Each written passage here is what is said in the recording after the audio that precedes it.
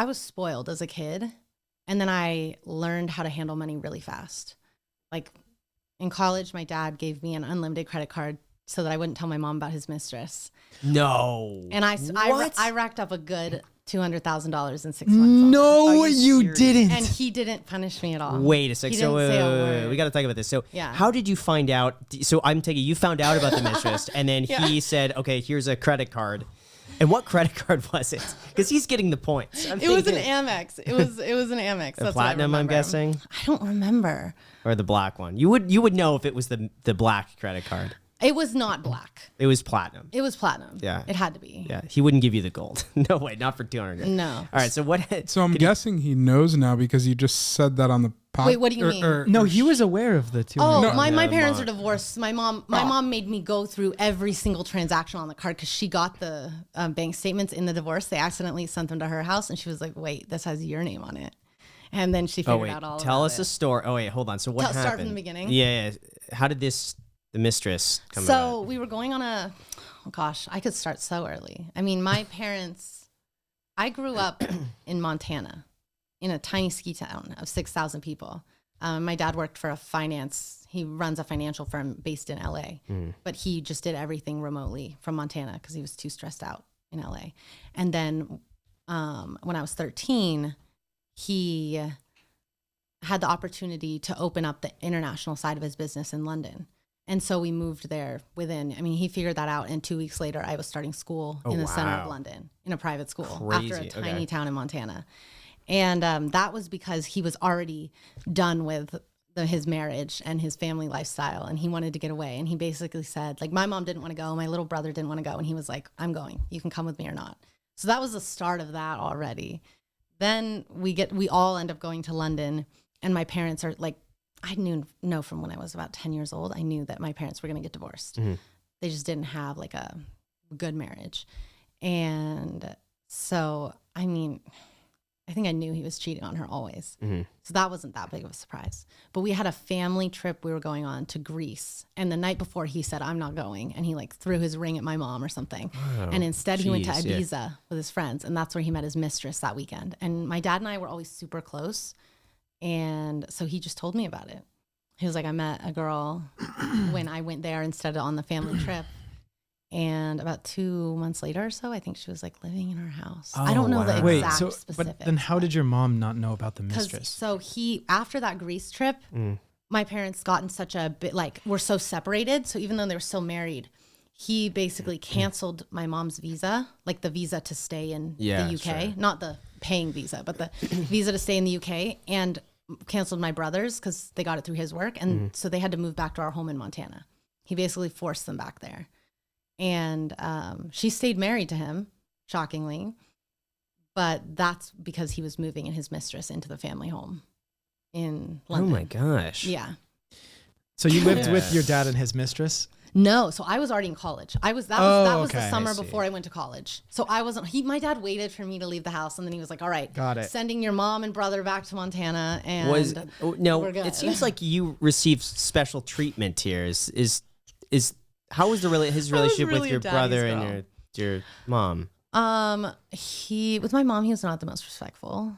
But very like close. He definitely has like a narcissistic personality disorder. I think my dad is an absolute genius, but he's not the best like socially. It's that kind of, everyone loves him and he's very charismatic, but you know that inside he's very insecure. When you live with him, you learn those things about him. And him and I always had a connection. Like he's wild and he's so smart. And so my dad and I were super close growing up. And then my mom and brother were very close. And so he wasn't very respectful to my mom, and, would just go out drinking all night and that kind of partying. He was crazy, and she was very stable. Took care of the whole family aspect. I mean, my mom is a surgeon and very type A. They're both very type A, but she retired when I was a kid to raise my brother and I. And then my brother, he wasn't very sweet to me there. I mean, he was much harder on him than he was on me. I mean, I could steal money from his safe every time he'd leave the house and go shopping with it. I'd sneak out 6 nights a week and go clubbing. I was dating a 26-year-old when I was 15. No way. Yeah. And my dad didn't punish me once. He'd come, my mom would be yelling at me and my dad would come in the room and be like, "Shelly, can you leave?" And then she would leave and he would be like, he'd sit me down and say, I understand. I went through the same type of stuff. Your mom gets very riled up about this stuff, but I understand. And that's all he'd never punish me, even though he'd punish my brother. So I think he liked the validation of me just being this wide-eyed girl being like, okay, sure, you're my like idol. But he was not a disciplinarian for me at all. And he definitely was for my little brother. So then if you have such a great relationship, why did you charge $200,000? Because that to me seems almost like a punishment. He like told you and trusted you. I mean, that seems like a punishment. How, like even in high school when I was stealing money out of his safe to go shopping, he never punished me. He'd know I'd do it, and he would. But why didn't he care? Do you know why? He just didn't want to punish me. I think he's always been like really, a yes man to me, I guess. And so in that case too, I mean, he makes a lot of money. He runs a hedge fund in London, and he spends his money. He chases his tail like crazy.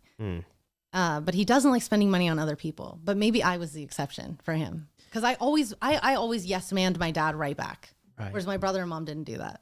I'd be like, where do you want to go tonight, Dad? I want to go there too. Like I was just this little mini me. Sure. So I think he loved that, and he would pay for that. Got it. And then he gave you his Amex, and you spent $200,000. Yeah, I remember on my birthday. On my birthday, he was like, just don't tell your mom about the card or about his new girlfriend. But the thing is, like, he didn't have to tell you about that, and he didn't have to give you a card to keep you. Yeah, he didn't have to do a lot of things in his life. He's not smart in that aspect. Right, but I feel like it wasn't about like it didn't seem like a bribe to me, because otherwise he would just come to you and say, hey, listen, just keep it between us. We'll deal with it later, and you would have done that. Yeah, I would have done that. So why $200,000? Did you feel bad about that, or did you? Why did I spend that much? That's a whole other thing. I mean, I was 17 years old, living in Manhattan. Yeah, for the first time ever. And I was shopping, I was eating out for every meal, I was partying.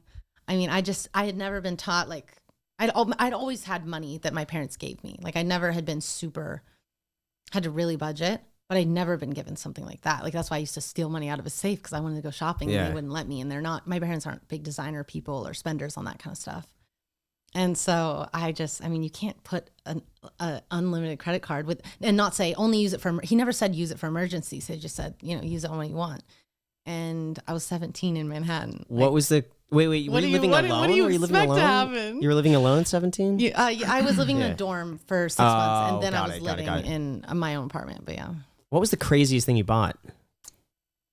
Honestly, it's sad. I didn't really buy anything crazy that I can think of. Like, I just bought, I don't know how it racked up that fast. That's the thing. Like, I was 17. I didn't realize that every sushi dinner you buy and every like little sweater is just so expensive. But I bought I didn't buy like designer, but I bought expensive clothes. I loved shopping for clothes. Wait, you said that was 6 months?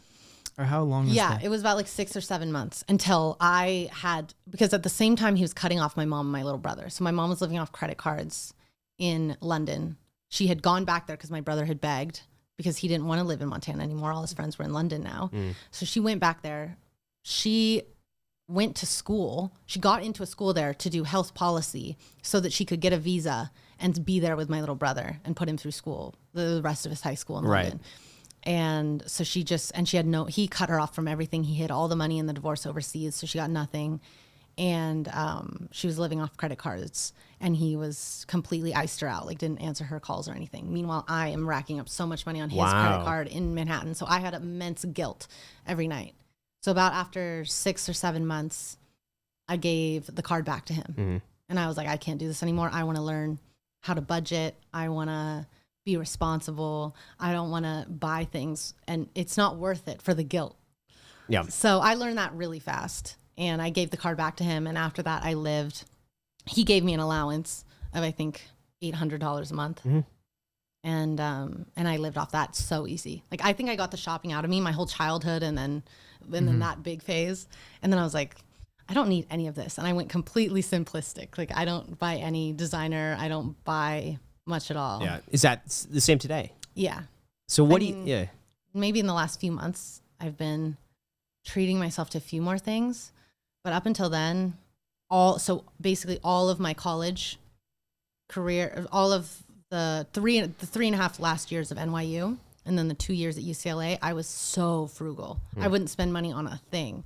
I would just had no clothes, like gave everything up. I actually sold all my designer clothes that I bought my senior year of college. I sold them on Poshmark and made like $10,000. Poshmark, yeah. So I was like, that was all the stuff I bought with his money, and then I sold it all, and I had a good, you got the money back. Yeah, there I you got go. the money. I got some money back.